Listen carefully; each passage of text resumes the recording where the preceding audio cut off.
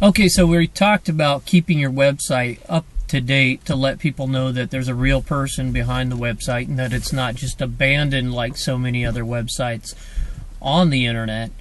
And now we're ready to talk about something that is very important, and that is making your content of your pages readable.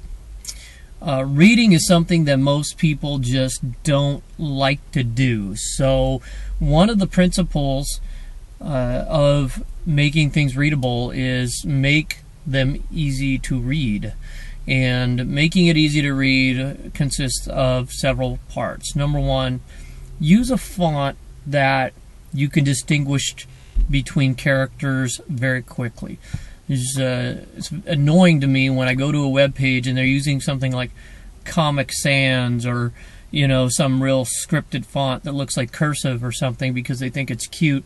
Well, it might be cute and it might look interesting to you, but if it's not read, then it's not effective. So choose a font style that's very effective.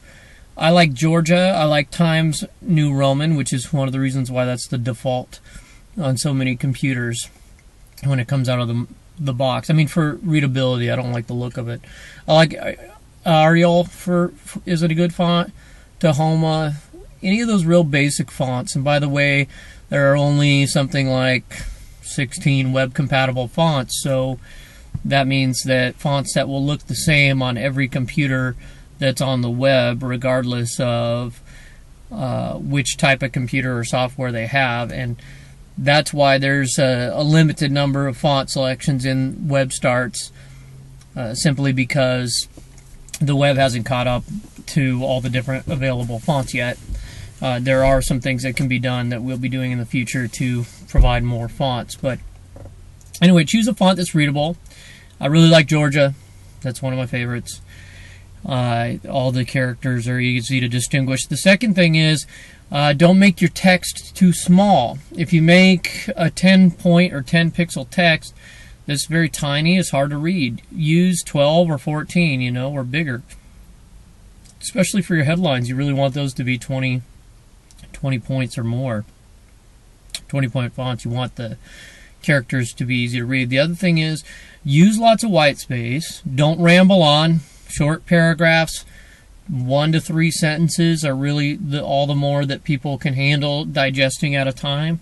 Put some white space by adding a page break between your paragraphs, and then use bullet points whenever possible. Bullet points or numbering are good because people generally are just going to quickly skim your site, and then add a little bit of contrast. Try to break up the monotony of the reading by adding bold, but not too much, just to an occasional word, or maybe using something like red to draw attention to a particular word or sentence in the paragraph. Another thing that you may want to avoid doing is underlining text to draw attention to it.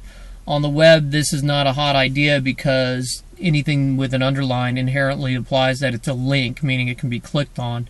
And if you underline text and it can't be clicked on, and someone goes to click on it, they're just going to think it's a broken link, in which case that's going to reflect negatively on you, and you don't want that. So avoid using underline unless it is something clickable and it is a link. Then you definitely want it to be underlined. And I say you really want it to be underlined and then be in blue, which are the default colors and styles applied to a link since the inception of the modern web browser. So when people see that, they automatically assume that that's something that's clickable. And so you want them to assume that something's clickable if it is clickable.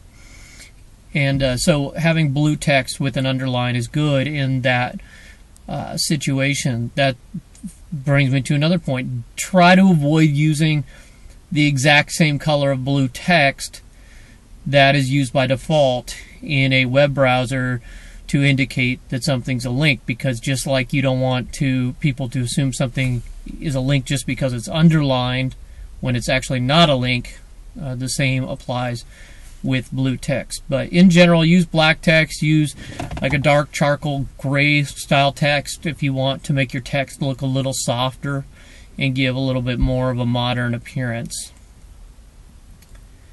Then the next thing that you want to do, so we covered color, font style, font size, font color. Make sure you're always having a lot of contrast between the background and your font. We talked about that a little bit earlier. White backgrounds with black text is the very best and most readable. We talked about white space, bullet points. Make your text easy to read, skimmable. I can never emphasize that enough. That means that you can just run your eyes on it. Oh, everybody reads from left to right, so try to keep that in mind when laying out your text. You don't want to break up continuity in your reading and make people have to scan the page to know where to pick up the next line of text that you would like them to read.